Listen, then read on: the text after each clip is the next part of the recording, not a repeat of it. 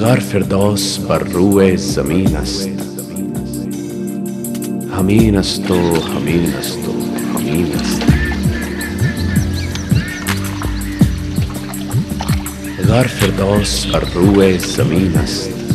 If there's paradise anywhere on earth, it's here, it's here, it's here. همین است. The famous court of Shah Jahan still struggles to ring in the valley. همین است. The so-called paradise on earth. Kashmir. Never see this to run out of attention. It's probably got more than its due in all senses of the word.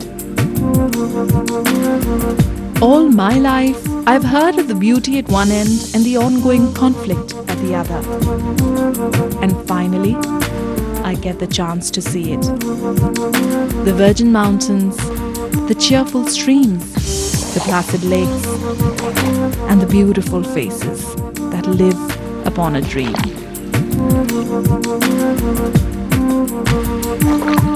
غار فردوس بر روی زمین است، همین است و همین است و همین است. But the dreams of the land are being crushed. After ceaseless fights, needless arguments and endless slaughter, the earth too could not soak in the blood anymore. The wrath was felt when the burden was passed on to Atlas, who under the weight shrugged one more time. October 8th, 2005, 9 a.m. in the morning, the earth shook and the quake measured 7.6 on the Richter scale.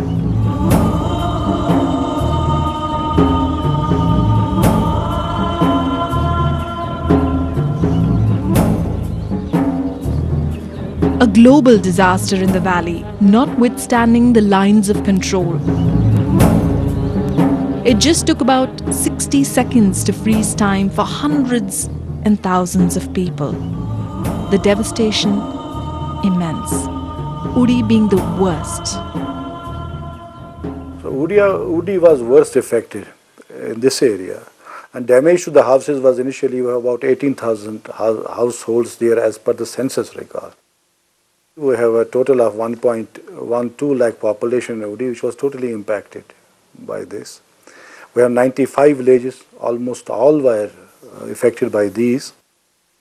76 widows have reported from this area.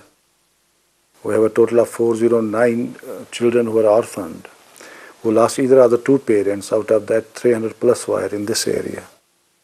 So there is a colossal damage in Udi and Tangda, and it is obvious from the figures also. They represent for almost 90% of the losses that we suffered in Kashmir was in these two areas. It's been 7 months since the disaster, and we're driving down to Uri, the worst hit area on the Indian side of the LOC. Uri itself is divided into 6 zones, with several villages under each zone.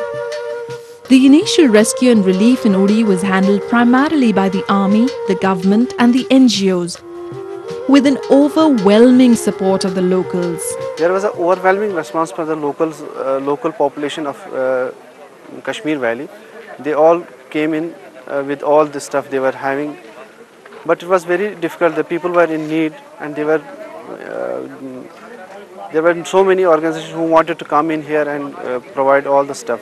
But we as local NGOs provided all our support, man and material, to just streamline all the things which were coming in the shape of tents, in the shape of shelters, in the shape of ration and everything.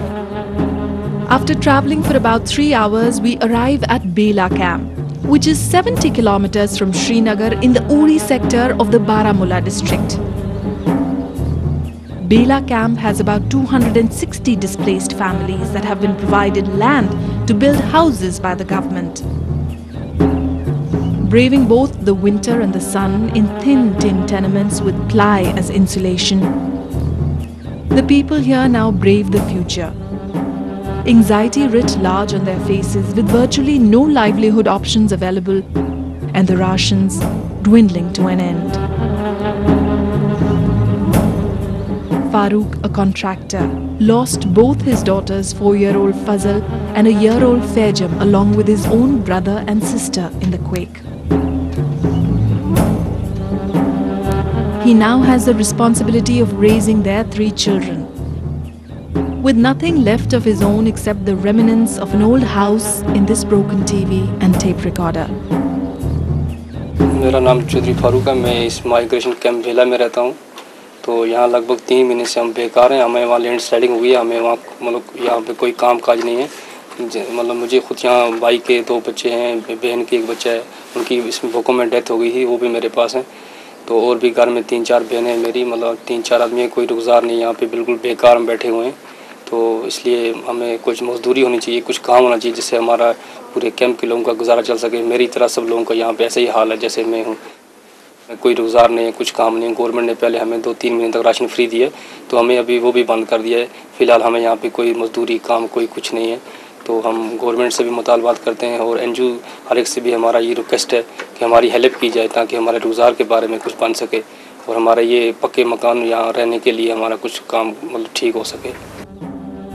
The government, the army and the NGOs tapering off the relief and rescue phase without livelihood options in place could mean another disaster waiting in the wings.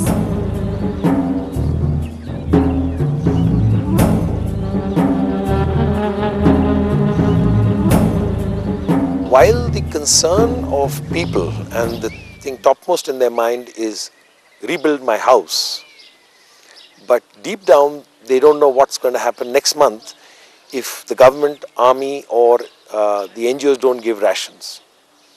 And I think that's a big concern also to the NGOs who are working here, because even if you do address livelihoods starting in spring and June, which is the correct time to do so, what is going to happen in winter? Because in 3 months you cannot restore livelihoods. That's a process which is going to take perhaps 18 months or 2 years. So is this winter for the affected people going to be another relief phase? And is there any planning for that? I think these are big questions for the affected people. And in terms of livelihood, it is certainly an opportunity of not only restoration of livelihood, but actually improving livelihoods from what existed earlier.